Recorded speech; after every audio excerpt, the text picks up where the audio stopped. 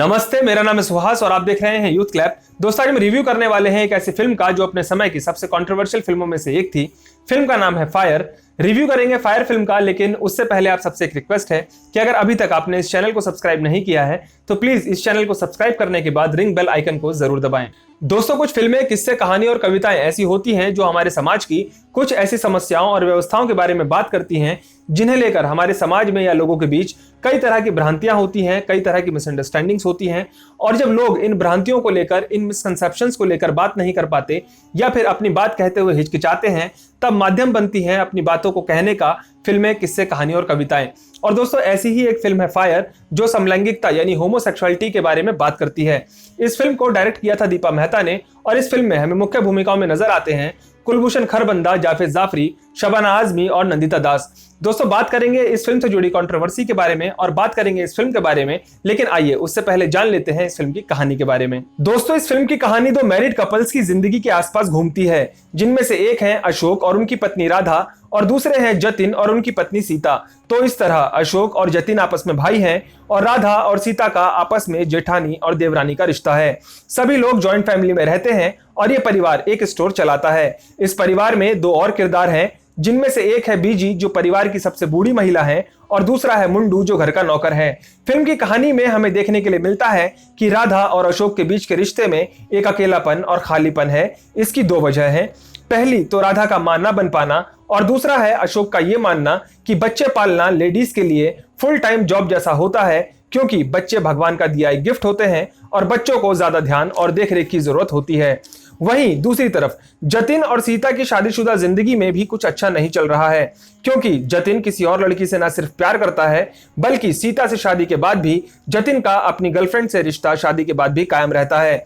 Film की कहानी में ट्विस्ट तब आता है जब अपने अकेलेपन और खालीपन को साझा करते करते राधा और सीता न सिर्फ मानसिक रूप से एक दूसरे के करीब आ जाते हैं बल्कि शारीरिक तौर पर भी राधा और सीता एक दूसरे के करीब आ जाते हैं। उसके बाद क्या राधा और सीता के फिजिकल रिलेशनशिप के बारे में अशोक और जतिन को पता चल पाता है या नहीं, या फिर राधा और सीता के इस रिश्ते का क्या अंजाम होता है, ये सब जानने के लिए आपको ये फिल्म देखनी होगी।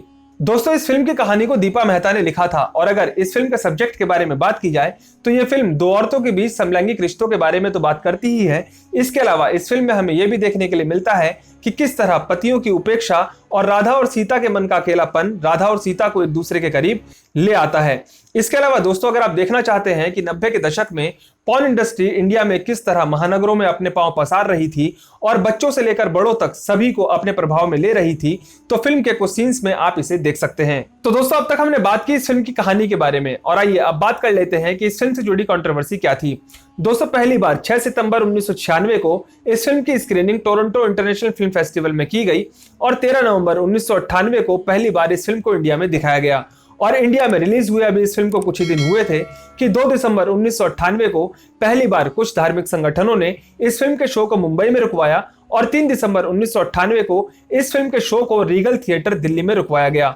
उसके बाद ये विवाद इतना बढ़ गया कि 4 दिसंबर 1998 को आनन फानन में इस फिल्म को री एग्जामिनेशन के लिए सेंसर बोर्ड के पास भेजा गया। दोस्तों, इसके अलावा 5 दिसंबर 1998 को दीपा मेहता, महेश भट्ट और दिलीप कुमार ने 17 पेज की एक पिटीशन सुप्रीम कोर्ट में दाखिल करते हुए न सिर्फ इस फिल्म की स्क्रीनिंग के लिए सुरक्षा व्यवस्था की मांग की, बल्कि उन्होंने अपनी 17 पेज की उस पिटीशन में भारतीय संविधान के अनुच्छेद 14, 19, 21 और 25 का भी रेफरेंस दिया, जो हमें समानता का अधिकार, बोलने और अभिव्यक्ति की आजादी का अधिकार, इसके अलावा प्राण एवं दैहिक स्वतंत्रता का अधिकार और धार्मिक स्वतंत्रता का अधिकार भी देता है। तो दोस्तों, इस फिल्म की कहानी के बारे में बात हो गई, इस फिल्म से जुड़ी कंट्रोवर्सी के बारे में बात हो गई और आइए अब बात कर लेते हैं एक्टिंग और म्यूजिक को लेकर। दोस्तों, एक्टिंग की अगर बात की जाए तो नंदिता दास की ये पहली फिल्म थी और जिस बेबाकी से नंदिता दास ने सीता के किरदार को निभाया था उसकी जितनी तारीफ की जाए उतना कम होगा।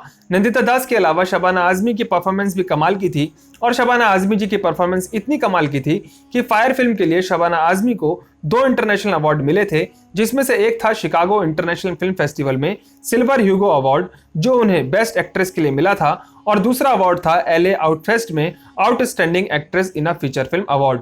दोस्तों, अगर म्यूजिक की बात की जाए तो इस फिल्म में म्यूजिक दिया है A.R. रहमान ने और अगर आप इंस्ट्रूमेंटल सुनने के शौकीन हैं तो आप A.R. रहमान का बॉम्बे थीम इंट्रो म्यूजिक सुन सकते हैं, जो अपने आप में बहुत शांत और सुकून देने वाला एक इंस्ट्रूमेंटल म्यूजिक है। दोस्तों, साल 1996 ये वो साल था जब फायर फिल्म को पहली बार टोरंटो इंटरनेशनल फिल्म फेस्टिवल में स्क्रीनिंग के दौरान दिखाया गया था। और साल 1996 ही ये वो साल था जब हिंदुस्तान ने एक ही साल के अंदर दो अलग अलग प्रधानमंत्रियों को देखा था, जिनमें से एक थे अटल बिहारी वाजपेयी और दूसरे थे एच डी देवगौड़ा। देश की राजनीति बदल रही थी, सोच बदल रही थी, लेकिन अभी भी बहुत कुछ वैसा था जो वहीं रुका हुआ था जहां उसे सन 1862 में धारा 377 के नाम पर छोड़ा गया था। या फिर अगर आप कहें कि बाद में कौन सा कानून सबसे बदतर, 377 377 जैसे नारों के पीछे से आपको ये फिल्म झांकती हुई दिख जाएगी, तो ये कहना बिल्कुल भी गलत नहीं होगा। और ऐसा मैं इसलिए कह रहा हूं क्योंकि इस फिल्म के साथ एक इंटरेस्टिंग फैक्ट भी जुड़ा हुआ है।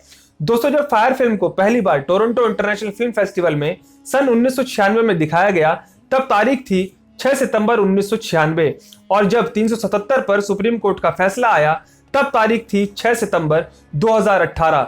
यानी इस बीच पूरा 22 साल का समय गुजर गया।